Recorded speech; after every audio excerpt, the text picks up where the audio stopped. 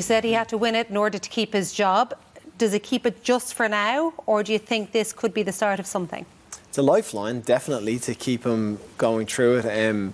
Whether Bowley feels like it's enough, it depends on how they do in the next stage. Depends on if the form picks up in the league as well. Are they going to kick on? Are they going to push back in towards the Champions League position for next season? It's a tall task, but it was a much better performance. And from the Leeds game and now, the shape of the team was right. The system they played was right. It fitted the players.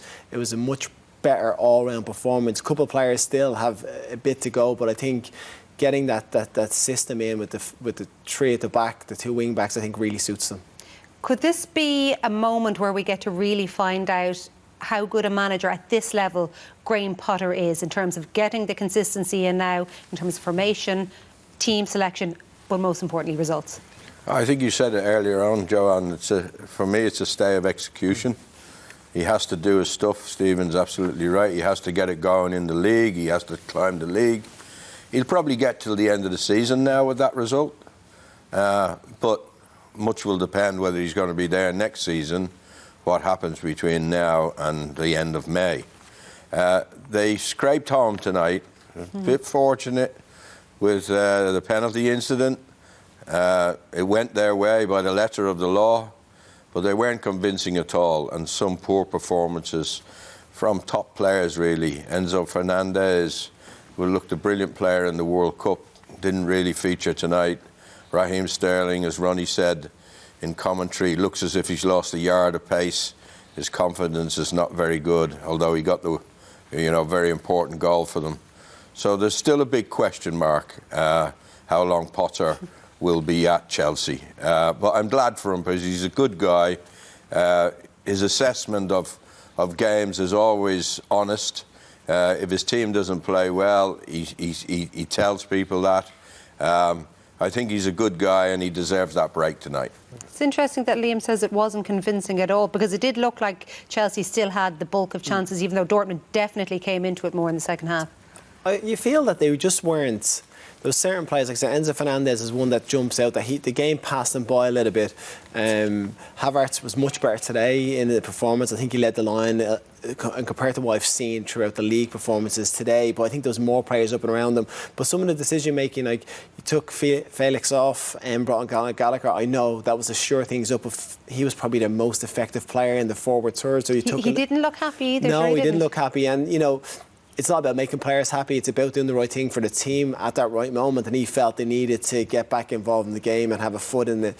But you would have felt Fernandez coming off, Kovacic he took off, and I felt that he was the better player in the middle of the park. He was the one that was making the tackles. So you're questioning his decision making? Yeah, just those decision makings. And then when he took Sterling off and you bring Pulisic on, he's only back in, he's only been training. Someone like Mudryk can come on, and you know that they're pushing you at that pace in behind the line. So just decisions that you're questioning, why were they made at the time? Listen, they've come out on top, they've come out winners, and it's a good team with a good performance. Stephen controls that second half.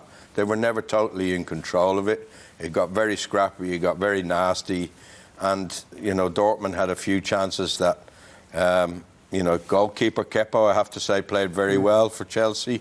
So that's why I'm saying it's not convincing. They never controlled the game in the second half. Yeah, Dortmund weren't what we've seen from Dortmund either. Brandt going off. They lost Brandt, huge. And the lad that couldn't play Adeyemi couldn't play, so they're big misses for them. And Bellingham had probably one of his most quiet games we've seen for a while. I know he had a great chance, but he wasn't that influential midfield player, so they weren't at the high level they've been at before. But Chelsea, listen, they've got the job done, they've won, they're through to the next round.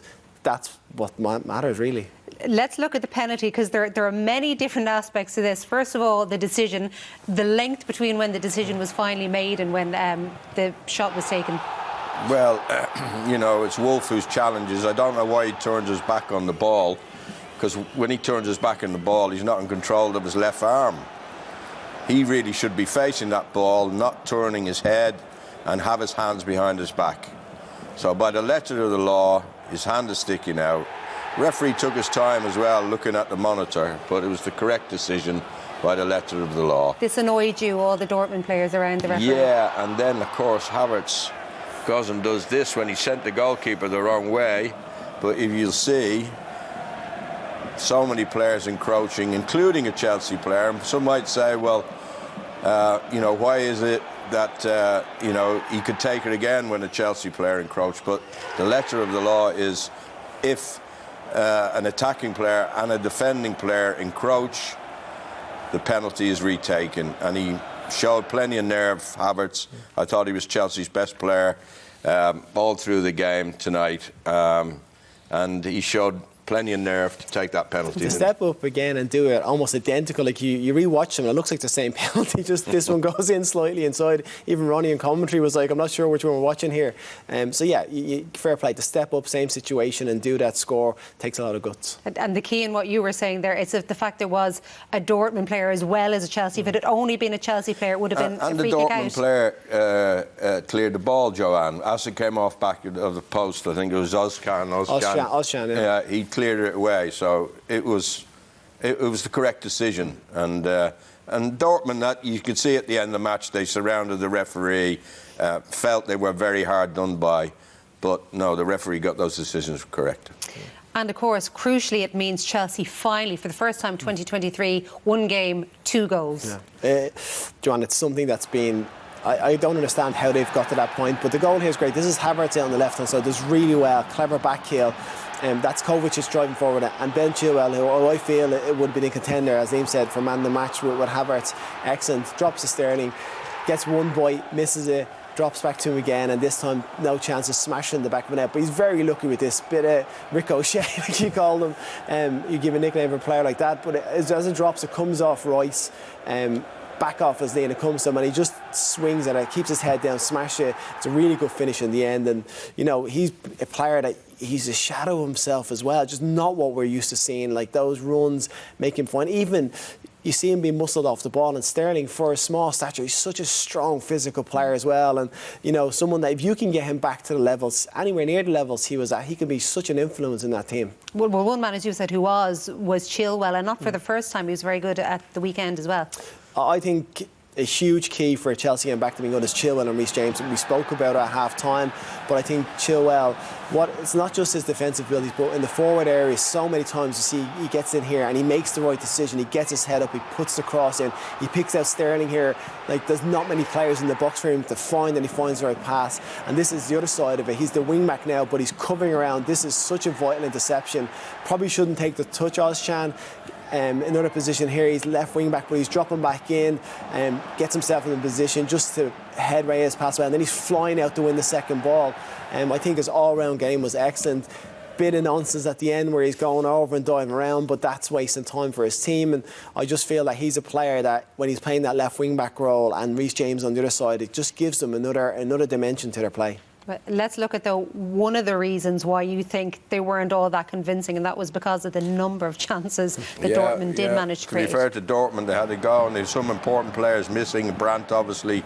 This breaks to Bellingham, and he doesn't get proper contact on it. It's a real chance. This is Wolf trying to make amends for the penalty. Smashes it, but it's a really good save from the Chelsea goalkeeper, Kepa. Bellingham getting himself in the box. Doesn't quite get high enough to get over it, to get it down below the crossbar. And this was another, you know, good defending from Chelsea. I thought there was a department in Chelsea's defence tonight. The 2 wing-backs, as Stephen has described, I thought they were very good. Reece James as well on the right. And that 3 in defence, Koulibaly with the 2 centre-backs alongside him, I thought they looked more assured, and they defended their goal very well. We showed skirmishes.